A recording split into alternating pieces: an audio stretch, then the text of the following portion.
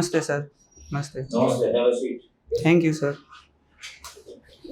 આપ શેમાં કમ્ફર્ટેબલ છો આન્સર આપવામાં? ગુજરાતી મીડિયમમાં સર. ગુજરાતી માધ્યમમાં. 2 મિનિટમાં આપ ગુજરાતી માધ્યમમાં આપની ઓળખ આપો. સર મારો કોડ 007 છે. મેં મારું ગ્રેજ્યુએશન બેચલર ઓફ એન્જિનિયરિંગમાં BE મિકેનિકલમાંથી પૂર્ણ કરેલ છે વર્ષ 2016માં.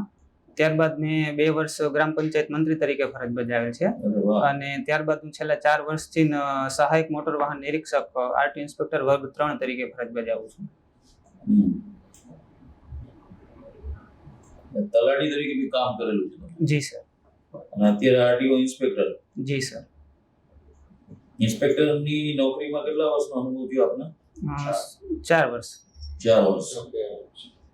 અને 2015માં તમે ગ્રેજ્યુએશન? 16માં પૂરું કર્યું. 16માં. ઓકે. આ 007 છે એ કોઈ કોડ છે, કોઈ એક્ટરની સાથે જોડાયેલો? જી સર, આપણે જેમ્સ બોન્ડ ની જે હોલીવુડ મૂવીઝ આવે છે એમાં એ કોડનો યુઝ થાય છે. અત્યારે લેટેસ્ટમાં કોણ છે જેમ્સ બોન્ડનો પાત્ર નિભાવતો હોય કલાકાર? સર એનું એક્ઝેક્ટ નામ તો અત્યારે હું રિકોલ નથી કરી શકતો.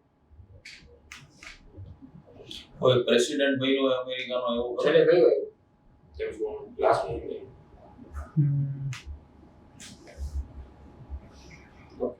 સર કઈ વાંધો નહીં. તમે ગ્રામ પંચાયત તલાટી તરીકે કામ કરેલું? જી સર. એમાં રેવન્યુના નમૂના તમે જોયેલા? જી સર. કેટલા નમૂના હોય? એમાં 1 થી 18 નમૂના આવે ગ્રામ પંચાયતમાં. એમાં તાળો કેવી રીતે મેળવાય? એમાં તાળાપત્રક જે છે એ 11 નંબરનો નમૂનો હોય છે. એમાં જનરલી આપણે જે વાર્ષિક જે માંગણું હોય 8 નંબર 8બ કહીએ, એમાં જે જમા ઉધારનું પત્રક હોય છે એના ઉપર એમાં જે આકાર આપેલો હોય છે એમાં પાછલી બાકી અને જે આપણે વર્તમાન માંગણું હોય છે એનો જે સરવાળો કરી અને જે તાળાપત્રકમાં ઉમેરવામાં હોય છે. ગામ નમૂના 2 નું મહત્વ શું છે? સર ગામ નમૂનો નંબર 2 છે એ આપણે જે બિન ખેતી કરવામાં આવતી હોય છે અને ત્યારબાદ જે ખેતી સિવાયની અન્ય જે આપણે વાવેતર થતા હોય છે કે જે ખેતી તરીકેની જમીનમાં ના આવતું હોય અને એમાં એક આપણે જે ટૂંકા ગાળાની મુદત માટે કોઈ જમીન છે એ આપણે અન્ય ઉપયોગ માટે આપવામાં આવતા હોય એની વિગતો આપવામાં આવતી હોય છે. એમાં 2 નંબરમાં 3 પાર્ટ આવતા હોય છે, અલગ અલગ 2 અ, બ અને ક એવી રીતે. એમાં 2 અ છે એમાં આપણે જે બિન ખેતીની જે જમીન કરવામાં આવી હોય કે જે સર્વે નંબર વાળી જમીન હતી કે જેને આપણે બિન ખેતીમાં કન્વર્ટ કરી છે. ત્યારબાદ હોય છે એમાં કે જે સર્વે નંબર નહોતો જે ગામતળની જમીન છે કે જેમાં ગામના પ્લોટને આપેલા છે એની વિગત આપેલી હોય છે. અને જે અન્ય છે એમાં આપણે જે ટૂંકા ગાળા માટે જે ખેતી માટે અથવા ફળ ઝાડ વાવવા માટે જે આપેલી હોય છે જમીન એના વિશેની વિગત. મુડાફા ગામતળ એટલે શું? સોરી સર, મુડાફા ગામતળ કહેવાય. ઉડાફા સર એના વિશે મને ખ્યાલ પછી નથી. પેટાપરા ને બધું હોય છે ને? જી સર, ગામતળમાં આવે છે પણ હવે એના વિશે વધારે માહિતી ચાલશે. It's okay. તમને શું લાગે છે આ જે એન્ડરસને જે મેન્યુઅલ બનાવેલું છે? જી સર. લેન્ડ રેવન્યુ કોડ વાળું, LRC વાળું, જી સર. એ અત્યારે તો એનું નામે બદલાઈ ગયું છે. જી સર. આપણે મેન્યુઅલનું નામ પણ બદલાઈ ગયું છે, રેવન્યુ કોડ પણ એનું પણ આપણે ભારતીયકરણ થઈ ગયું. જી સર. તો જમીનનો વહીવટ, જી સર. RTO ની નોકરી જી સર. અને તમારો પહેલો પ્રેફરન્સ જી સર. GS નો, મારો GPS નો છે. GPS નો, આ 3 વચ્ચેનું સામ્ય શું, એમાં કોમન વસ્તુ શું છે?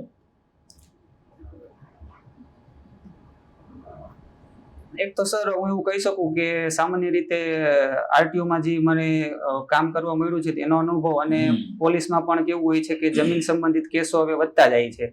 જેમ કે લેન્ડ ગ્રેબિંગ સંબંધિત કેસો હોય છે અને જમીનના ભાગલા સંબંધિત કેસો જે આવતું હોય છે તો એમાં મને આ બાબતો વિશે જ્યારે કેસ આવે તો એના વિશે મારી પાસે જે આ લેન્ડ રેવન્યુનું થોડું ઘણું જે મારી પાસે નોલેજ છે તો એનાથી મને કેસ સોલ્વ કરવામાં સરળતા રહી. સરળતા પડે. બરોબર.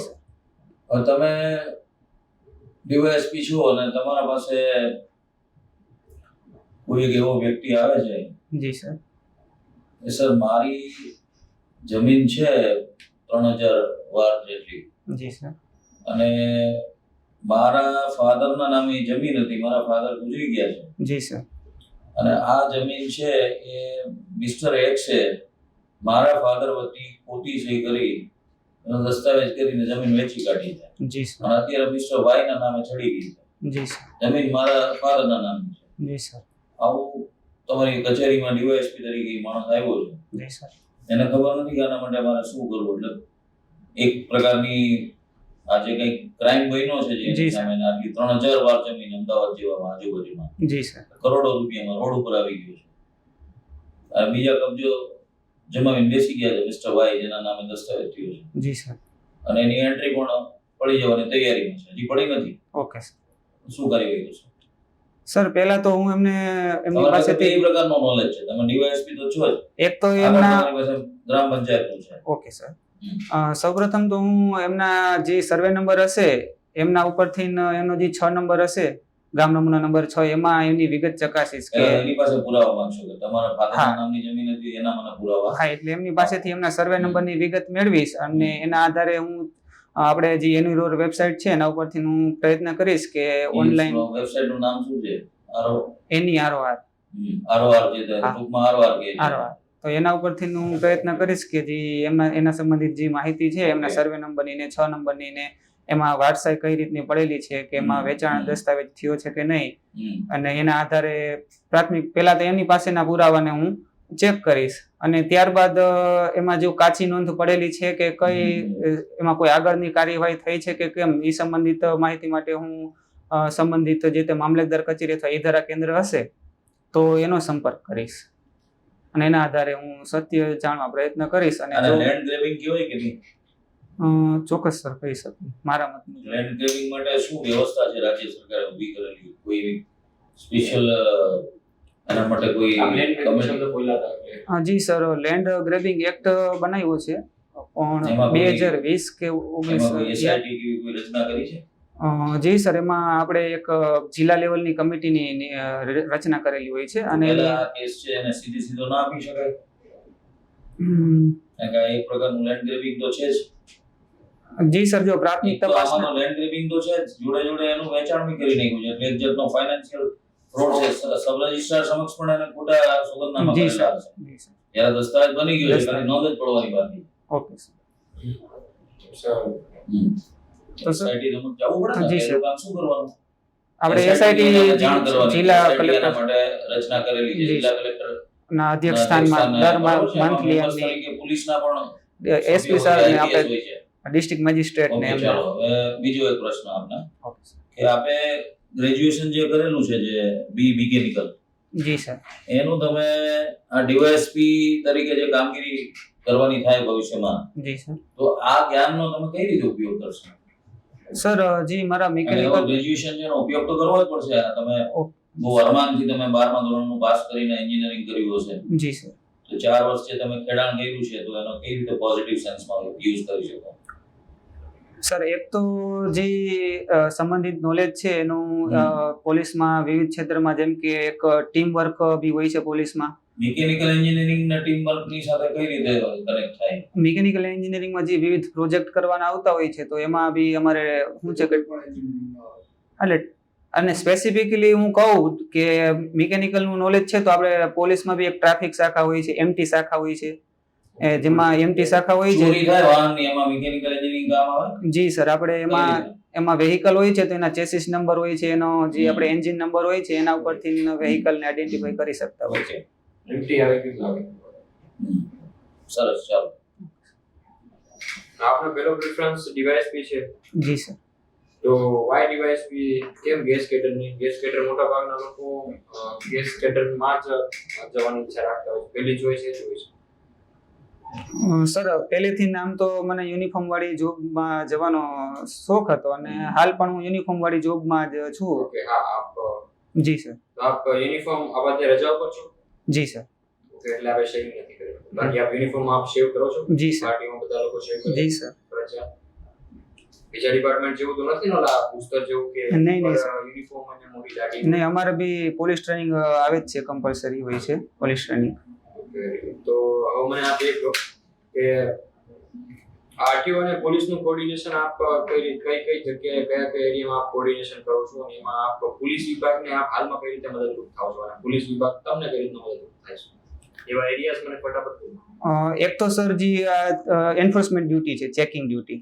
Okay. એમાં ત્યારબાદ- જોડે ચેકિંગ કરે છે કે હા, એમાં ઘણી વખત જ્યારે સ્પેશિયલ ડ્રાઈવ હોય છે તો એમાં પોલીસ, આરટીઓ વિભાગ અને એસટી વિભાગ ત્રણેય દ્વારા કમ્બાઈન ચેકિંગ કરવામાં આવતું હોય, જેને ક્લેન્ડેસ્ટાઇન અથવા સીઓ ચેકિંગ બી કહેતા હોય છે. શું કહેવાય? ક્લેન્ડેસ્ટાઇન ચેકિંગ અથવા સીઓ ચેકિંગ. અને ત્યારબાદ જ્યારે અકસ્માત થતો હોય છે ત્યારે જ્યારે વેહિકલ ઇન્સ્પેક્શન રિપોર્ટ આપવાનો હોય છે અને ત્યારબાદ જ્યારે ફેટલ થયું હોય છે તો એમાં જોઈન્ટ ઇન્સ્પેક્શન કરવાનું હોય છે.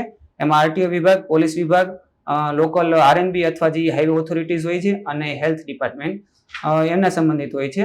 અને જ્યારે કોઈ પણ બંદોબસ્તની વ્યવસ્થા હોય છે, જેમ કે મંત્રીશ્રીના અથવા કોઈ પણ પ્રકારનો, તો એમાં અત્યારે vehicle checking. ઓકે. હવે મને જણાવો કે what is the difference between GRD and LRD? GRD છે એ ગ્રામ રક્ષક દળ તરીકે ઓળખાય છે અને એલઆરડી છે ને આપણે લોક રક્ષક તરીકે જે ઓળખીએ છીએ. એટલે આમાંથી બેમાંથી કઈ પોલીસ છે, કઈ પોલીસ નથી? જે આપણે એલઆરડી છે એ પોલીસ છે, જે નીચલા લેવલની રેન્ક છે સૌથી. તો તમને એ પ્રશ્ન, સોરી સર, પછી હા, આવું છું. મને વિચાર આવ્યો છે. આજે એક છાપામાં સમાચાર આવ્યા છે, એક મહિલા બિલ્ડરની ગાડીમાં એમના પૂર્વ ભાગીદાર બિલ્ડરે જી સર. એક સ્પાય એરટેગ લગાવી છે. જી સર. જે મહિલા બિલ્ડરની ગાડીમાં બ્લૂટૂથ થી એનો ફોન કનેક્ટ છે, જી સર. ની એરટેગ નો કિસ્સો ધ્યાનમાં આવ્યો છે. જી સર. અને આ કામગીરી છે એ ગેરેજમાં થઈ, જી સર. ક્યાં? વ્હીકલના મોટર ગેરેજમાં. જી સર. તો તમને એવું લાગે છે કે આ મોટર ગેરેજીસ જેટલા લાયસન્સ આપવામાં આવે, મોટર ગેરેજીસ છે એ લોકોના રજીસ્ટ્રેશન આરટીઓ માં થવા જોઈએ? સર આવો વિચાર છે મને.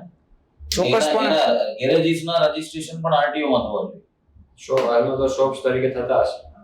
શોપ્સ તરીકે નહીં, પણ આરટીઓ માં, કારણ કે વ્હીકલ નો વિભાગ છે એટલા માટે.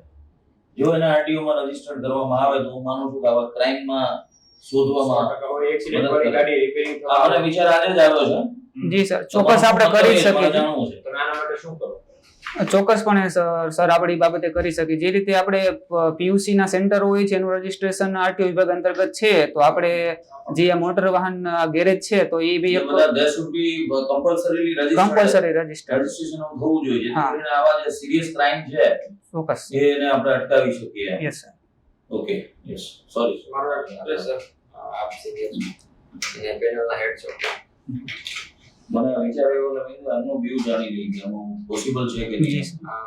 એસીપી અને ડીવાયએસપી વચ્ચે ડિફરન્સ?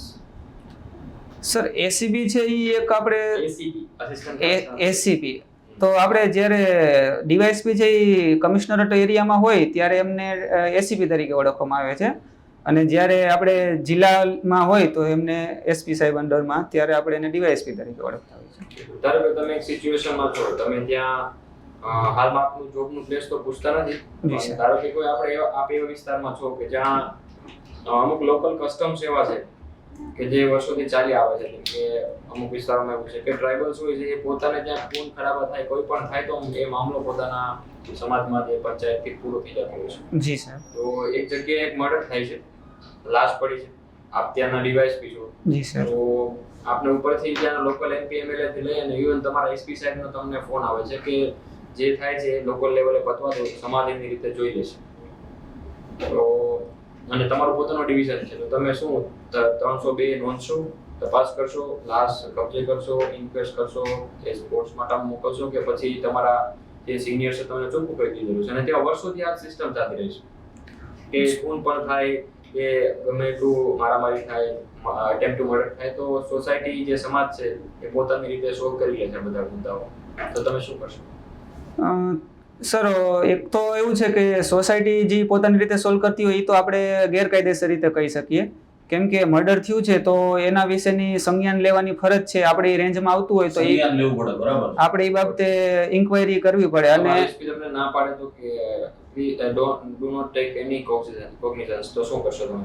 તમારા ઉપરી અધિકારી તમને ના પાડી દે ટેલિકોગ્નિઝન્સ, તો શું કરો? સૌપ્રથમ તો હું સરને કન્વિન્સ કરવાનું ટ્રાય કરીશ કે મુદ્દાની ગંભીરતા કઈ રીતની છે અને હું એવું બનશે કે જો આપણે ઘણી વખત મીડિયાનો કોઈ એવો સહારો લેશું કે એમાંથી જેથી આપણે પહેલા જો મીડિયા એ બાબતનું સંજ્ઞાન લે તો પછી એક મીડિયાનો મુદ્દો આવે તો તમે શું કહેવાય ચેઇન ઓફ ઓર્ડર આખી બ્રેક કરો છો. આ તો ઉપરથી તમે તમારા બોસને વફાદાર નથી એવું કહી શકે. નહીં સર, બોસને વફાદાર ચોક્કસપણે આપણે રહેવું જોઈએ, પણ આપણે પહેલા જે એક્ટ રૂલ્સ અને આપણું જે બંધારણ છે એના પ્રત્યે આપણી પ્રથમ વફાદારી આવે છે, એવું મારું માનવું છે. સર અત્યારનો જે ડ્રાઇવિંગ ટેસ્ટ છે આરટીઓમાં પરફેક્ટ છે તમારું એવું માનવું કે શું માનવું કે આમાં ચેન્જીસ? સર, આમ તો ડ્રાઇવિંગ ટેસ્ટ તો પરફેક્ટ જ છે, પણ આપણે ઘણી વખત આ ન્યૂઝમાં ને એમાં જોતા હોય છે કે રોડ ઉપર જે આ રખડતા વાહનો હોય છે તો એમાં ઘણી વખત પબ્લિક એવું કોમેન્ટ કરતી હોય છે કે ભાઈ તમે બી વચ્ચે એવા કોઈ શું છે પેલા ઢોરને પેલું બધાને વચ્ચે રાખીને ટેસ્ટ લ્યો, પણ એ અલગ મુદ્દો છે. પણ અત્યારે જે ટેસ્ટ લેવામાં આવે છે, કેમ કે સર ઓટોમેટેડ જે આપણે એમાં સેન્સર હોય છે એનાથી, અને એમાં ટાઈમિંગ બેઝડ ટેસ્ટ લેવામાં આવે છે. તો એક આપણે જે ઇન્ડિયા લેવલ ઓલ ઇન્ડિયા લેવલે જે એક્સેપ્ટેડ પ્રક્રિયા છે એના આધારે જ આપણે ટેસ્ટ લઈએ છીએ. આની અંદર મારા કોઈ મિત્રને એવું લાયસન્સ મળી ગયું જેને હજુ સુધી ગાડી નથી આવડતી આ ટેસ્ટમાં જ, જી સર. તો એને તમે કોની ખામી ગણાવો છો? ટેસ્ટની ખામી, તંત્રની ખામી, કે જે માણસ બેઠો છે ટેસ્ટ લેવા એની ખામી? સર, હાલ એવું છે કે આપણે અમુક ઓફિસ એવી છે કે જેમાં હજી આ ઓટોમેટિક જે ટેસ્ટેડ ટ્રેક છે એ ઇમ્પ્લિમેન્ટ નથી કરવામાં આવ્યા. ત્યાં કઈ રીતે લાયસન્સ? ત્યાં જે તે ઇન્સ્પેક્ટર હોય છે એ એમની રીતે ટેસ્ટ લેતા હોય છે, અને જો ઇન્સ્પેક્ટિંગ અધિકારી છે એમને એવું લાગે કે એમને એવો સંતોષ થાય કે આ વ્યક્તિને લાયસન્સ આપવા લાયક છે તો એ એમને એમના આધારે લાયસન્સ આપતા હોય છે. કેમ કે જ્યારે ટેસ્ટ આપણે આ ઓટોમેટિક ટેસ્ટ ટ્રેક ન હતા ત્યારે પણ આપણે આ રૂલ્સ આધારે જ આપણે ટેસ્ટિંગ લેતા. રાઈટ. અને અત્યારે જે આ ટેસ્ટની જે છે સમય મર્યાદા લાયસન્સની વેલિડિટી એ કેટલા વર્ષની છે?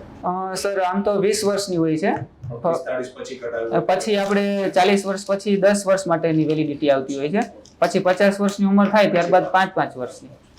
આ વેલિડિટીમાં કઈ ચેન્જ લાવવાની જરૂર? નહીં સર, વેલિડિટી તો યોગ્ય જ છે, કેમ કે આપણે 40 વર્ષની ઉંમર સુધી જનરલી એવું માનતા હોય છે કે વ્યક્તિ છે એ સામાન્ય રીતે ફિટ હોય છે, ને 40 વર્ષની ઉંમર પછી આપણે જ્યારે એમનું રિન્યુઅલ લાયસન્સ કરવાનું હોય છે ત્યારે 40 પછી 10 વર્ષ માટે જ આપવામાં આવે, એની પાછળ શું લોજિક છે? સર, મારું એવું માનવું છે કે ત્યારબાદ વ્યક્તિની ઉંમર વધતી હોય છે તેમને ઘણી વખત vision related issue, vision related અથવા હેલ્થ રિલેટેડ એવા કોઈ પણ ઇસ્યુ બની શકતા હોય છે, એના લીધે થઈને શોર્ટ વેલિડિટી માટે આપતા હોય છે. અને હવે છેલ્લો ક્વેશ્ચન, ખાલી તમારો જે પ્રેફરન્સ છે જી એ સર. પ્રમાણે જિલ્લામાં જાણો છો તમારી કેટલી પોસ્ટ હોય? એ પ્રેફરન્સની જિલ્લામાં કેટલી પોસ્ટ હોય છે? એટલે ડીવાયએસપી રેન્ક થયો, હા જી સર. ડીવાયએસપી રેન્કનો અધિકારી ઓકે જિલ્લામાં કઈ કઈ જગ્યાએ પોસ્ટેડ હોઈ શકે? સર, જિલ્લામાં એક તો ડીવાયએસપી ગ્રામ્ય, પછી ડીવાયએસપી હેડક્વાર્ટર હોય છે. ડીવાયએસપી ગ્રામ્ય, મતલબ આપણે જિલ્લો હોય છે, માની લો કે કોઈ એક જિલ્લો, તેમાં એનું જે ડિવિઝન હોય છે શહેરી અને ગ્રામ્ય, તો એમાં બે ડિવિઝન હોય નહીં, અને શહેરી અને ગ્રામ્ય જ હોય જરૂરી? નાનો જિલ્લો હોય તો એમ સામાન્ય રીતે 2 જ ડિવિઝન હોય છે, અને એમાં હેડક્વાર્ટર હોય છે. ચલો, મતલબ ડિવિઝનલ ઓફિસર જી સર. અને બીજું HQ. જી સર. ત્યારબાદ આપણે અલગ અલગ શાખા હોય છે, જેમ કે એટીએસ છે, તો એમાં બી જિલ્લામાં ATS હોય, જિલ્લા લેવલે નથી હોતી. બ્રાન્ચીસ ને હું ખાલી જિલ્લામાં પૂછું છું. જિલ્લા level. જિલ્લામાં કેટલી જગ્યાએ પોસ્ટિંગ હોય DYSP? જિલ્લામાં અને ટ્રાફિક હોય છે. ત્યારબાદ DYSP જી સર. જિલ્લામાં કયા જિલ્લામાં? કમિશનરેટ એરિયા હોય તો એમાં કમિશનરેટ નહીં, જિલ્લો અલગ છે, કમિશનરેટ અલગ છે. હું ફક્ત જિલ્લાનું પૂછું. સર, મારા મત મુજબ તો આટલું જ હોય છે. બે જ જી સર. SC ST સેલ એવું કે હોય? જી સર, SC ST સેલ હોય છે એવો. ઓકે. આના સિવાય SOG માં હોય? એસઓજી માં આઈ થિંક સર પીઆઈ હોય છે, પછી વધારે મને નથી એના વિશે ખ્યાલ. Done.